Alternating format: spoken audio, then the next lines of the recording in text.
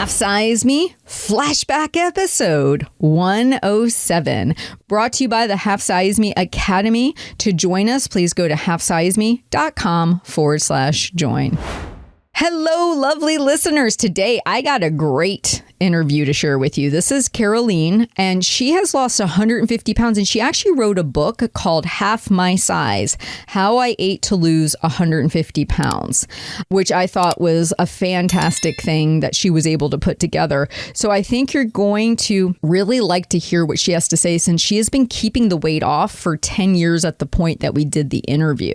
And that's really the keystone thing I would encourage you to look at. When someone has lost the weight and they've figured out how to keep it off, that is huge. So without any further ado, let's go into this wonderful interview with Carolyn.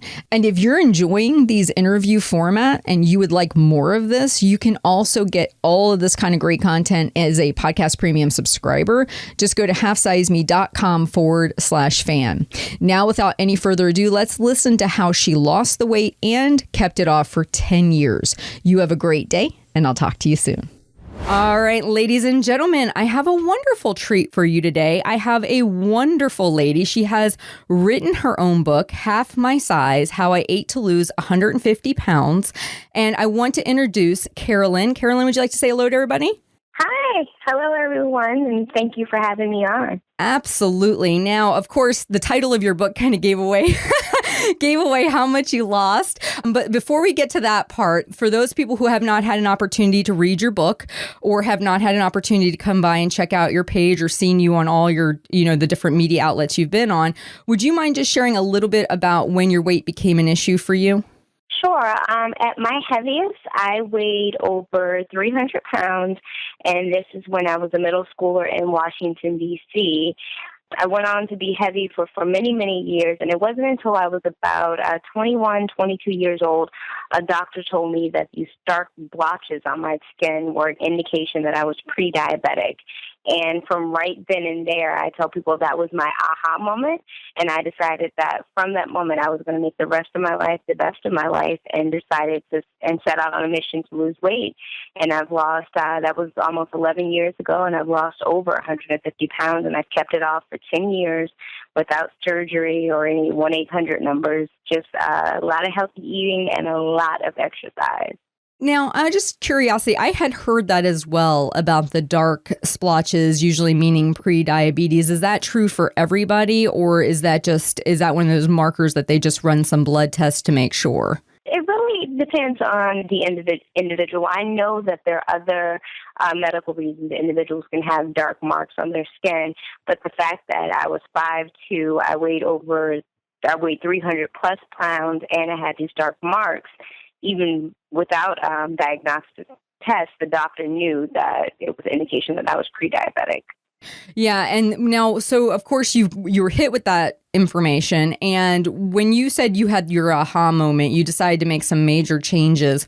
When you look back at that time, what were some of the changes you made to your diet and your fitness right away?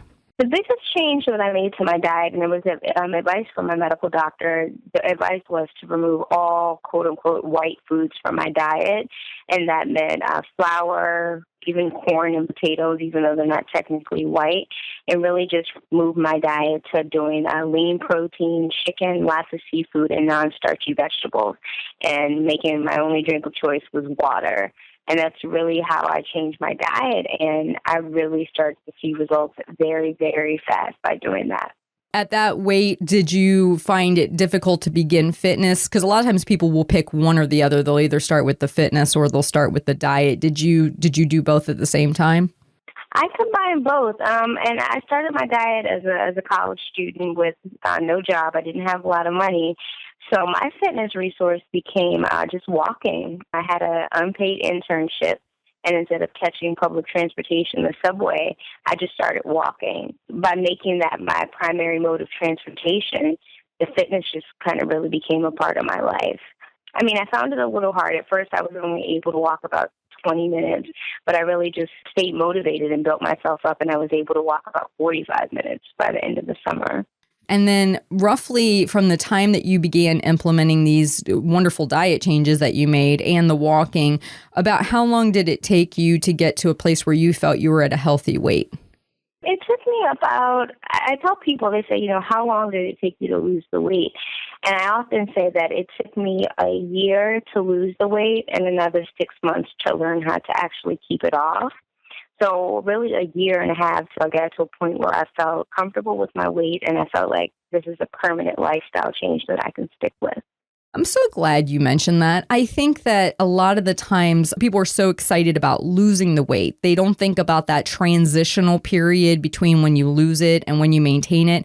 And I know that for me, I also, I had a little struggling and learning curve in there as well. What were some of the changes you had to make during that 6-month window in order to find a happy balance to be able to maintain your weight? I think the big thing is when I say lifestyle is that I had to realize that I needed to incorporate into my life healthy eating and exercise the same way I incorporated brushing my teeth every day, the same way I incorporate taking a shower or checking my cell phone every day. It was just, I really had to work my schedule, find ways to work my schedule and my budget around healthy eating and finding time to exercise. And I think that was just the most kind of difficult hump to kind of iron out and figure out. I could not agree more with that. That is right on, because I think a lot of the times we're looking for the temporary fix to get where we want to be. And then we don't realize that if those are the actions we had to take to lose the weight, then we can't go stray too far from that in order to maintain it. When you watch other people in their weight loss journeys, what do you see as being the biggest struggle between the actually willing to do the process of weight loss versus being able to maintain it once they get there and keep up with those behaviors? I think that we're a society or people that are really just kind of set on instant gratification. We want the gratification, but some of us aren't always willing or ready to do the constant work that it takes to keep that happiness. So I see a lot of times that people may get to a comfortable place, but they just don't stay consistent with the exercise. Life changes, relationships change, finances change, and people just aren't able to kind of, keep on the balancing act to maintain where they are. You've been maintaining for 10 years. That is phenomenal. Congratulations to you, because I know how hard it is to, one, get there, and two, I know that it requires a lot of mental change in order to stay there. When you're looking at this 10-year, spread between when you've lost the weight and where you are now, what ultimately has gotten easier for you? And, do you feel like, because a lot of times people say, maintenance is harder than weight loss. I don't necessarily agree with that. But what are your opinions on the two when you compare them side by side? I've actually heard that too, and it's funny that drug addicts say something similar, that kicking the habit is the easy part. It's staying off the drugs. It's the hard part. And I'm kind of 50-50 about it. Losing the weight was very, very tough. There was a lot of bad hair days, a lot of sweat, a lot of discipline. But in even trying to maintain this weight as a woman with my metabolism constantly changing, it's just as hard. And the thing is, it really is mind over matter, mind over body. You really have to want this and be willing to put in the effort. And with me, in my mind, I never want to go back to being the 300-plus pound girl, and I'm determined not to go back to that. So a lot of it is just mental power. And I really don't think that I always say this too, that it's not a matter that I'm mentally stronger than the next person. Some people are just at different places in terms of where they are and their readiness to change and keep themselves healthy. Yeah, I think that when I compare going back to being over 300 pounds myself versus where I'm at now, I say if I have to spend the rest of my life battling the same 5 pounds over and over again, I'd much rather deal with that than having the weight creep back up to where it was. And so I think it's sometimes, really just looking at, comparing where you were versus where you're at, and just remembering that when you were 300 pounds or when I was 300 pounds, life wasn't easy at that weight. So it really comes back to what's your hard. What are you willing to be your hard? Exactly. And just being that heavy as a kid or as a young adult, life is not good that way. So, I feel like I still have PTSD from when I was that heavy. So that's what kind of keeps me motivated to stay healthy as well. If you were to have a friend come to you right now and they obviously have seen your glowing success, you've lost this amount of weight, you've kept it off, which to me is the real key. That's the real goal you want to get to, is keeping it off. And they came to you and said, if you had to do it all over again, would there be anything you would change or do differently in the weight loss process, to share with them, because they're going to be embarking on their own journey? Would I do anything that I would do differently? Wow, that's a good question. No, in terms of my weight loss journey, nah, I don't think it's anything that I would do differently. In terms of some relationships and other life choices, maybe I would definitely just tell them that they have to realize that, before you start a weight loss journey, it just isn't about getting the unhealthy food out your cabinet or the unhealthy food out your fridge. You really have to first get some of the unhealthy people out of your life and some of the unhealthy ways that you kind of talk to yourself. You really have to change those things first. I think that's important. But other than that, I don't think that there's anything that I would have done differently. Everything that I've done produced great sustainable results, so I'm good. And one of the interesting things you brought up is the relationships. I think that a lot of the times when we don't see ourselves as being worthy of a healthy, happy life, which translates into carrying around all that extra weight, we surround ourselves with people that maybe don't value us. It's kind of like it's a reflection of the way we see ourselves. When you were losing your weight, what major changes did you have to make? Because I always say you have to change your life in order to sustain the healthy body that you're trying to achieve. So what were some of the personal changes you felt you needed to make? Some of the personal changes that I did make, there are some people in your life that you just can't get rid of, like family members. But I definitely had to kind of give a pep talk to my family and kind of retrain them in how I needed them to speak to me during my weight loss journey. I think a lot of times family, they think they're helping with their comments, like, you would be so pretty if you lose some weight, or just let them know what comments I did or did not need to hear. And I think kind of setting that ground was just really helpful to me. And another thing that I did is that I didn't allow any type of unhealthy food into my house. I was just a big believer, out of sight, out of mind. I really didn't do any cheat days, because I felt like I had over 20 years of cheat or treat days. So those were small changes that I kind of made that really helped me be successful. I love that. That is so true. I said that about working out. Like, people will see you work out on your birthday or on a holiday and they'll be like, oh, you should take the day off. I'm like, do you know how many days off I used to have? I'm like, I never stepped foot in the gym. It's like I have to kind of make up for lost time. Right. So yeah. Right. I never were. I mean, I used to, even in school when I had to take gym class, I would always pretend that I forgot my clothes so I wouldn't have to take gym. And the last thing you want to do is shower off. So it's like, if I don't have to change my clothes, I'm good. Now, right. One of the things that I love about you, first off, I think you're gorgeous. I got to tell you that. I think you're gorgeous. And I love the message that you're sending about women and healthy body at a healthy weight. And I see women constantly, I get emails constantly, women struggling with accepting their body after weight loss. They're always like wanting to continue to lose weight, like lose 10 more pounds. How have you dealt with that kind of thinking in your own life? And what would be a message you would send to women who are just constantly wanting to be a lower body weight? I really don't think there's anything wrong with that. I don't. I think that when it becomes, a clinical problem like bulimia or anorexia, that's another story. But I think that's just part of the human experience and being human. We're never completely satisfied with who we are. And if women were perhaps completely satisfied, they may not work out as much as they do. And I would have to be completely honest. I obsess sometimes. Maybe I need to lose 5 more pounds. Maybe I need to lose 10 more pounds. I do those things. The thing is, don't think you're crazy or you have a mental health problem because you obsess over those things. I would just say, instead of obsessing on 5 or 10 pounds, instead just obsess on eating healthy, participating in exercise that you actually like. Don't go to the gym. I always hear women say that they dread going to the gym. Make sure you participate in an activity that you like, whether it's Zumba, kickboxing, boxing. Make sure it's something that you like, so it doesn't feel like self-torture. So when a woman is walking around talking about, oh my gosh, I need to lose 5 pounds, I dread going to the gym, but then they're spending 2 hours on the elliptical, and that's a problem. But I mean, I just think that as women, we're always in the mirror like, oh, my butt looks too big. I think that's just something we do.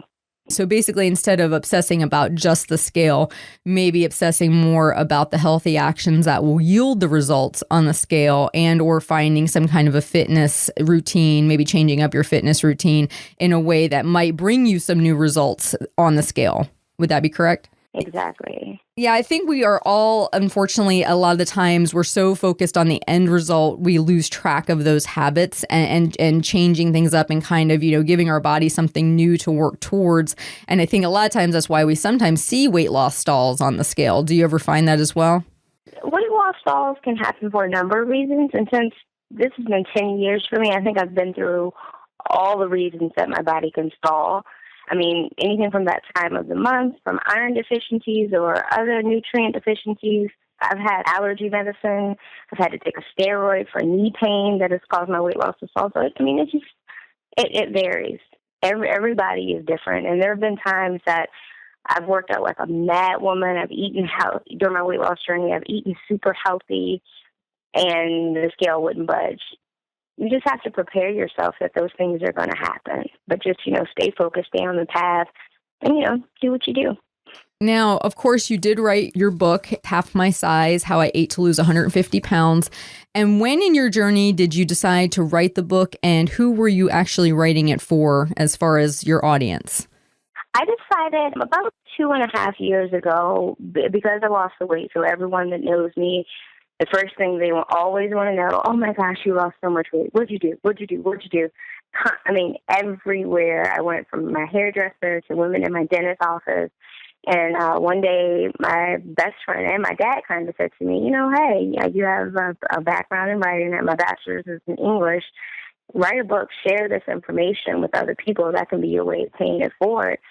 And that's what I decided to do. I put exactly what I did to lose the weight. I didn't do a lot of quoting of this research study says. I put what I did to lose weight and keep it off for 10 years. One of the things I wanted just to ask you about, because I know that sugar was a concern for you, and I just wanted to kind of find out, with your situation, how did you find out you had an issue with sugar, and what was the ultimate result from cutting out all the white stuff? What were some of the immediate results you felt physically by changing that? More than anything else, I just felt better was an immediate result by cutting sugar out of my diet, and with upping my intake on the protein, water, walking as much as my body would allow me to at some points. And also I was 22 years old, so I know my metabolism was a lot different. I was losing 5 to 7 pounds certain weeks. So those were some of the instant results. And one more thing I wanted to mention, one thing I did learn throughout this is that I stopped weighing myself, because the scale will drive you cuckoo crazy. Instead, I kind of really would measure my success by how certain clothes fit, or I would go to the store and buy a dress or a pair of jeans a size too small and work my way into fitting into that. And I saved the scale weighing for the doctor's office. Did you start that shortly after you began your journey, or is that something that's been helping you in maintenance? I kind of, maybe a year, 2 years or so, I really learned that was just kind of a technique that I learned in my journey that would be better for me. Because as women, for whatever reason, our bodies will do a weight loss freeze or not lose any weight, hold on to water weight for different reasons. And it can drive you nuts. I don't care how self-confident or how much self-esteem you have as a woman in this country, it'll drive you nuts to know that you've been working out, you didn't eat any carbs or sugar, and the scale said you gained 2 pounds. Instead, I just focused on clothes and saved all the weight in when I went to the doctor. I could not agree more with you. I sometimes think the scale was made as a torture device because it's like one of the things you do want to know, but yet you don't want to know. And I can't tell you the amount of people, and I'm sure you've heard this too, like you said, they work their behinds off, they're following their program, they're doing everything they know to do, and they had a stellar week, but the scale didn't reflect it. And that's so discouraging. Whereas 2 weeks later, they could have had something totally off plan and the scale goes down 2 pounds. There's not always a rhyme or reason, why it does what it does. Right. Like I don't keep any sugars in my house. I don't keep a scale in my house. I just I don't. And the reason I don't keep sugar in my house is because... Wasn't that awesome? I really loved her story, and I'm so grateful she came on the show to share this.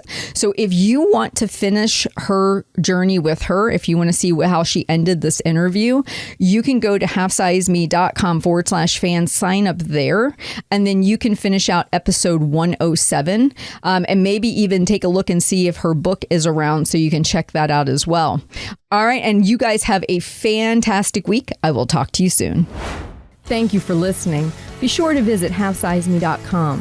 Check back often for your daily dose of inspiration, because you are worth it. The information you hear on this podcast is for informational purposes only. The host is not a medical professional. You should always consult with your doctor, nurse, or other certified health professional before beginning any diet or fitness program.